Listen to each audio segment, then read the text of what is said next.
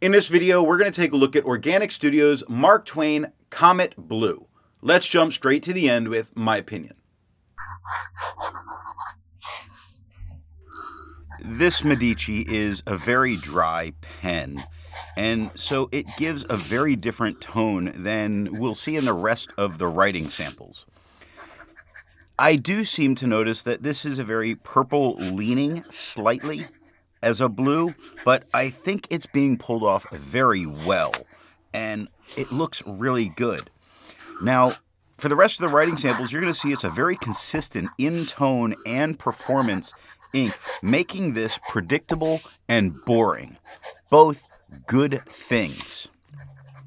The only time shading really stands out for this ink is in the Medici. It's not really a shader. So this is an ink that you're going to have to like strictly for its color, which for people who don't like shading, this could be a very good thing. I really like how it looks here in the Medici. The shading that I'm seeing is very nice, although I am going to say that it certainly is showing more of those purple tones that this ink can have when its shade is there, which is a little weird because I had to double check and make sure that I had the right ink in this pen.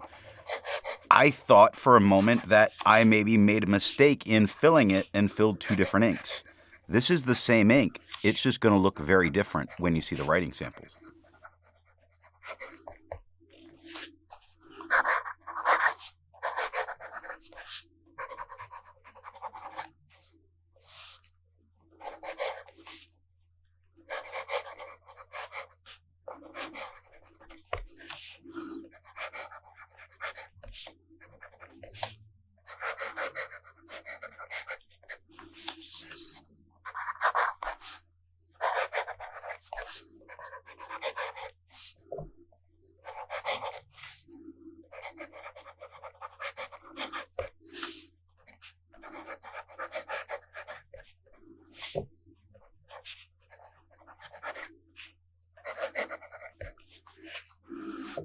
I like to change things up by using a different pen each day. Today that pen is a Visconti Medici with a broad nib.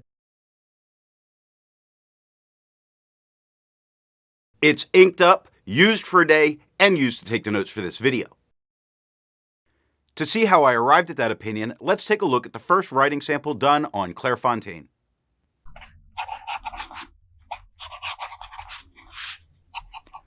Looking at the fine nib, we see that it is much darker than we got in when I was giving my thoughts. It's not only much darker, there's a only slight purple lean. It looks really good.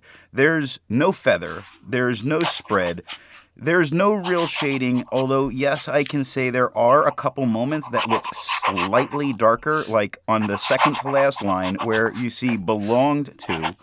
You see a little bit of shading going on there, but not really.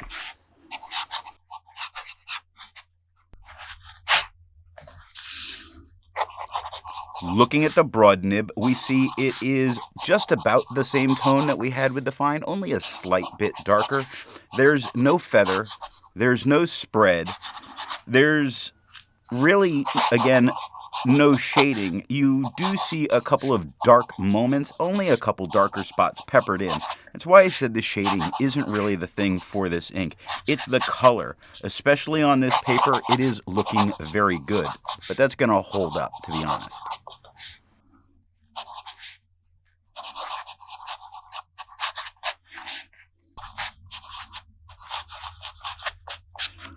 Looking at the stub nib, I was hoping this would help bring out some of its possible shading. Now, we're not getting any feather, no spread. We do see some shading shows up, like on the R in pour or the D in had. So it is definitely there. It's not something that is incredible in the amount that it does it. Just little hints of it. I think the stub really did do a good job with it.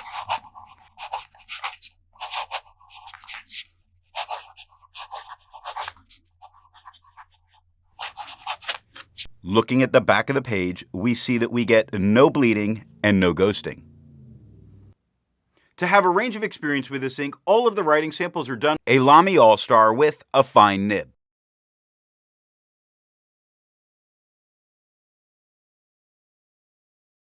A Lamy All-Star with a broad nib.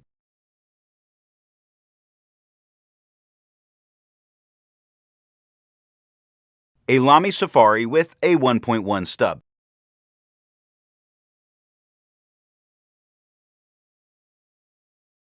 The next writing sample is done on a WritePad's reporter pad. Looking at the fine nib, we're getting a slightly lighter tone than we had on the Clairfontaine. It's the absorbent nature of this pen, and it's showing a little bit more of those purple undertones. Now, we're getting no feather, no spread. It's performing really very nicely. There are a couple tiny moments of shading. While I said it doesn't really shade a whole lot, and I know I've mentioned that it's there, when it does show up, it's very minimal.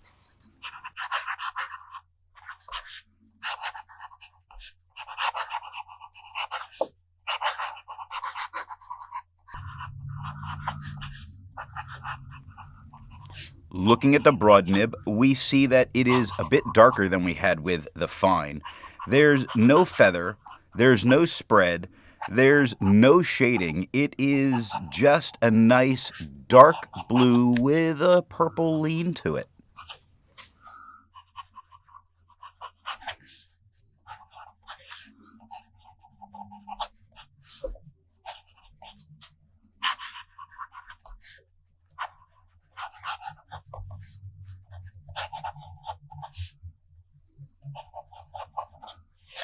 The stub nib looks a little bit darker than we had with the broad. Now, both of these little bit darkers are only the tiniest bit. If they're not directly next to each other, you probably wouldn't even really notice them. Now, the stub nib does have a couple moments of some very tiny feathers that occur, not something that should be an issue with dealing with this paper. There's no spread going on, and there's no shading whatsoever.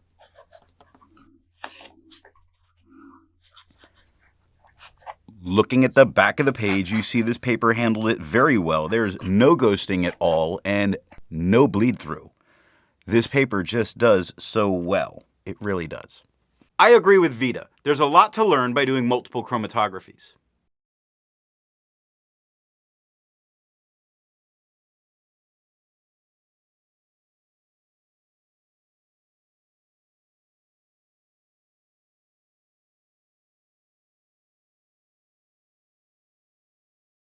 The next writing sample is done in a FieldNotes reporter's notebook. Looking at the fine nib, we see that we get no feather, no spread. It's not really showing so much that purple lean in that it's really looking more just as a darker blue, but not dark enough to think of more towards a blue-black, and we're not really seeing the purple, just a darker blue, not dark blue. No feather, no spread.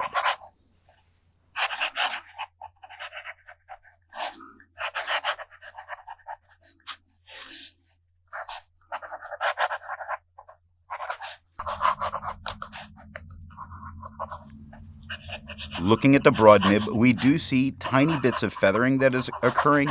It's really not going to be a problem, but you definitely see it throughout all of the writing. There's no real spread going on. There is no shading. This is the paper really eating up those things. And it's a little bit darker in tone than we got with the fine. I say a little bit, it's a couple of steps darker than the fine.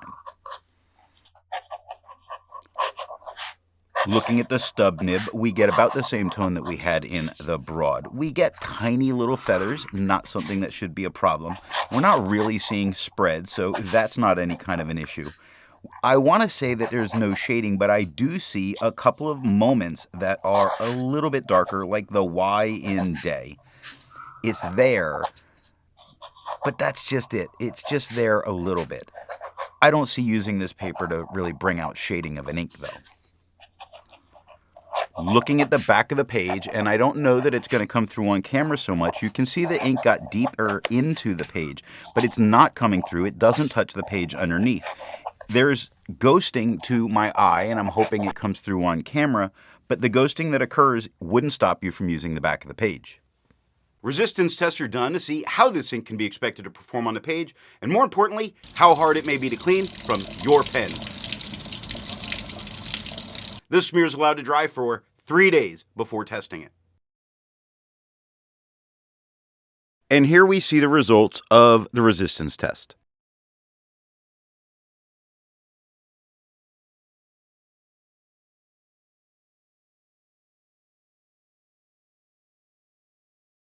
The next writing sample is done in a Portage reporter's notebook. Looking at the fine nib, we get only a couple tiny moments where there is a couple tiny feathers. Definitely not a problem for this paper. For me, I really do like this when it comes to these reporter books. It's one of my favorite ones with the cost. Now, we do get a darker blue, about the same tone that we had with the Clairfontaine-ish. No spread, no shading. It's pretty decent.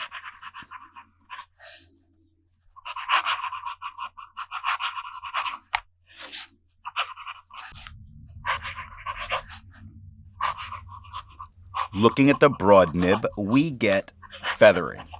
Quite a bit of feathering, but it's broader and a little bit wetter, so that can be expected. I don't see using a broad nib on a reporter notebook out in the field, though. We're not getting any spread. We're not getting any kind of shading. It is very much a dark blue without the purple undertones.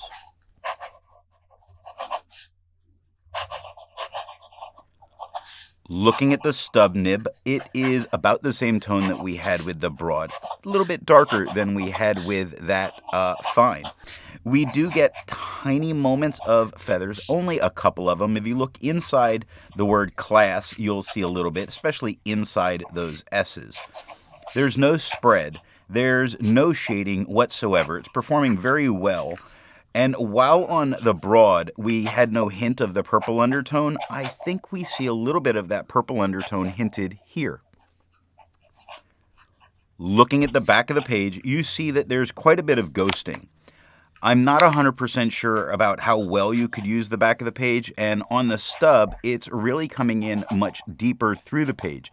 But none of this touched the page underneath, so there's no corruption of the next day's ideas. With over 1,000 inks reviewed, let's take a look at some color comparables. Here is Lamy Blue.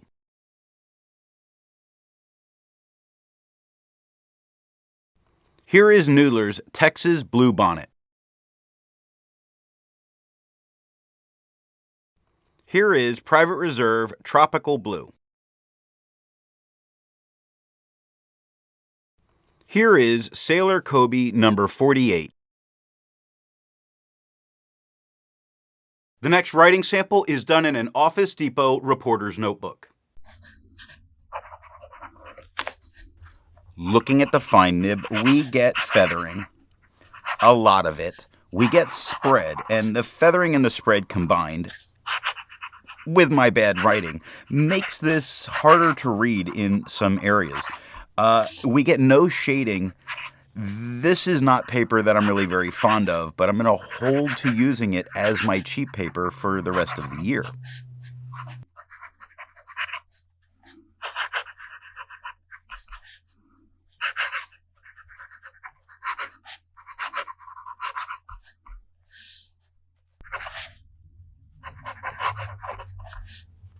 Looking at the broad nib, we get feather, we get spread, we get gross-looking writing, no shading.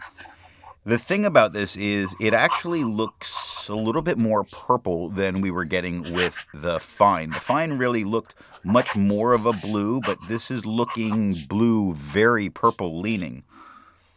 If that would be a problem for you, then it could be a problem.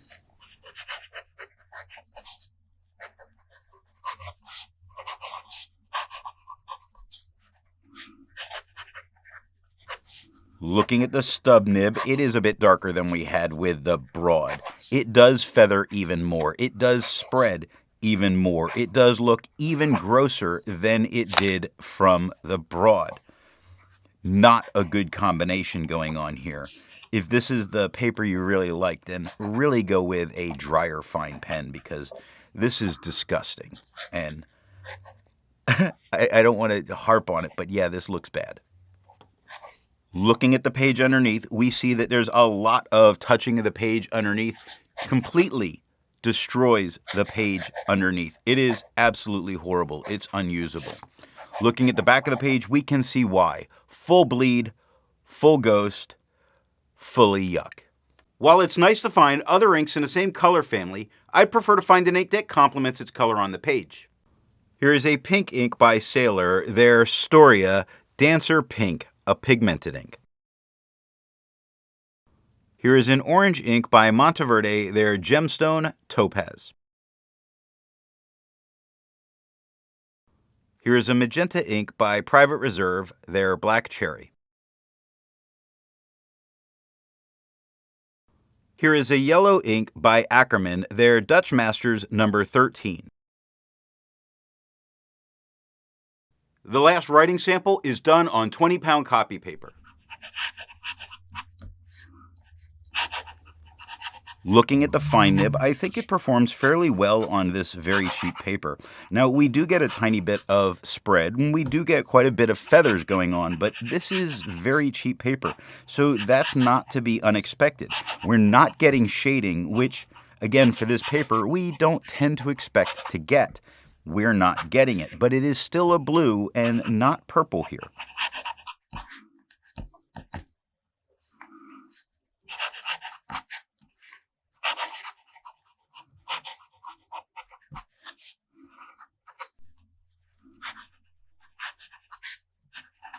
Looking at the broad nib, it feathers more than the fine did.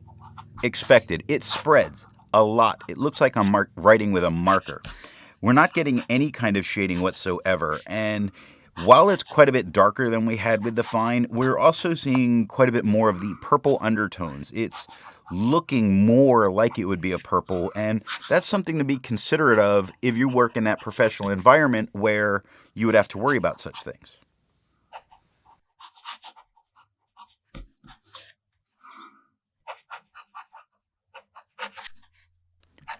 Looking at the stub nib, it is about the same tone that we had in the broad, which includes that very purple looking ink. It really doesn't look so much like a blue as a purple here. It feathers. It spreads. Both of these can be expected because this is very cheap paper. We need to stop using cheap paper, people. Looking at the page underneath, we can see a ton of spots where I have circled where it has corrupted the next page. A lot of corruption for this ink. It is definitely a bleeder. Looking at the back of the page, we understand why. There's a ton of ghosting in all of it. You could probably hold it up to a mirror and read it. It's not good. So what nib and pen do I think is going to give the best writing experience with this ink?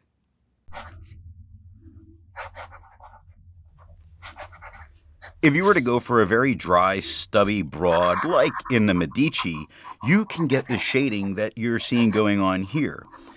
But that would be kind of ridiculous to go out of your way to buy that pen just to use this ink. So with that aside, let's look at what we typically get is very much a very predictable performance. And I see it as a dealer's choice because what I'm seeing is largely the same no matter what pen it is going into. I like how this looks. Honestly, the only issue that I run into is having used the Medici that I prefer how it looks from that drier, stubby broad. But I think this is dealer's choice.